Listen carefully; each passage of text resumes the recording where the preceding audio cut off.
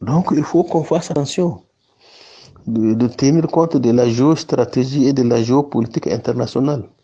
La Russie, elle est dans un club, dans un bloc des puissances émergentes, des grandes puissances nucléaires émergentes.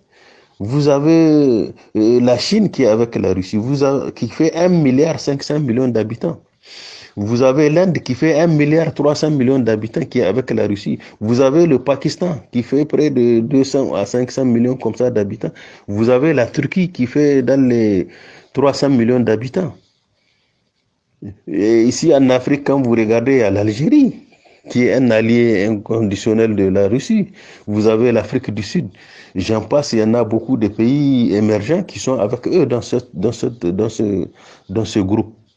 C'est un groupe qui militent pour un nouvel ordre économique international.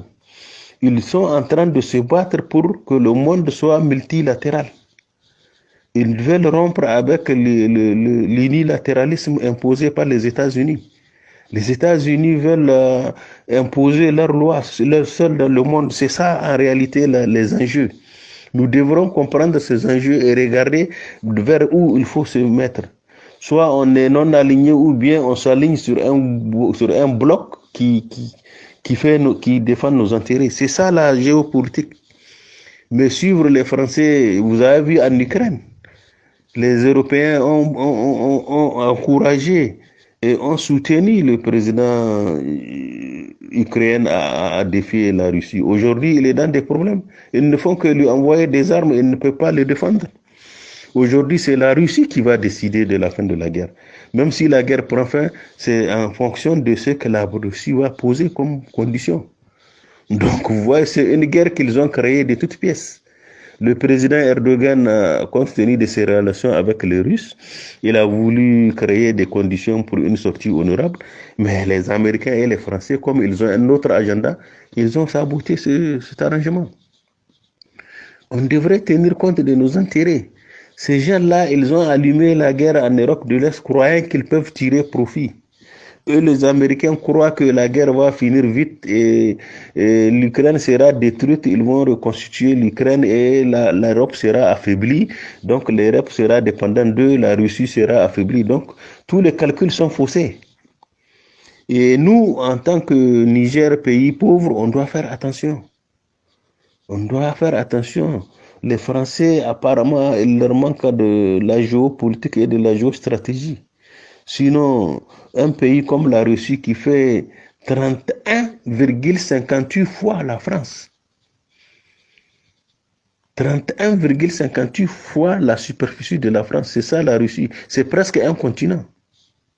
C'est elle qui fournit 40% de leur consommation en énergie à l'Europe, toute l'Europe. C'est elle qui fournit 34% du blé et du maïs au monde entier.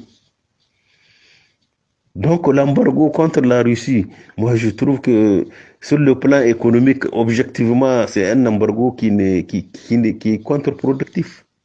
Puisque la Chine est prête, elle est prête à observer les besoins que les Européens refusent d'acheter à la Russie. La Chine a besoin de l'énergie. C'est un pays qui consomme beaucoup d'énergie, qui est 1,5 milliard. L'Europe, elle ne fait que 700 millions d'habitants. Donc, les besoins de l'Europe, si elle dit qu'elle n'achète pas à la Russie, la Chine est prête à observer ça.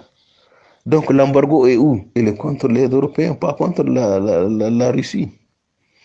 Vous avez l'Inde qui fait 1,3 milliard, un grand consommateur. Vous avez la Turquie, vous avez le Pakistan. Tous ces pays-là, ils peuvent acheter des produits à la Chine. C'est uniquement les Européens qui font l'embargo contre la Russie. La Russie continue à commercer avec le reste du monde. Donc, vous voyez, la stratégie adoptée par l'OTAN n'est pas bonne.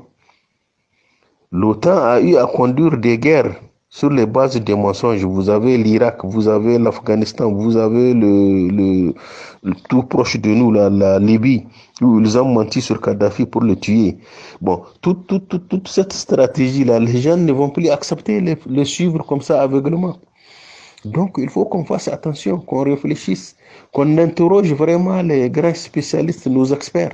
On a des experts en géopolitique, en géostratégie, des experts militaires, des historiens.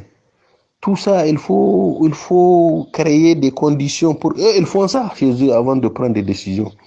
On ne doit pas suivre comme ça parce que la France veut quitter le Mali, venir s'installer chez nous. Non, il faut qu'on fasse attention. Quand la situation va pourrir, la France va se retirer, nous laisser dans une situation difficile. Moi, c'est mon avis par rapport à ça.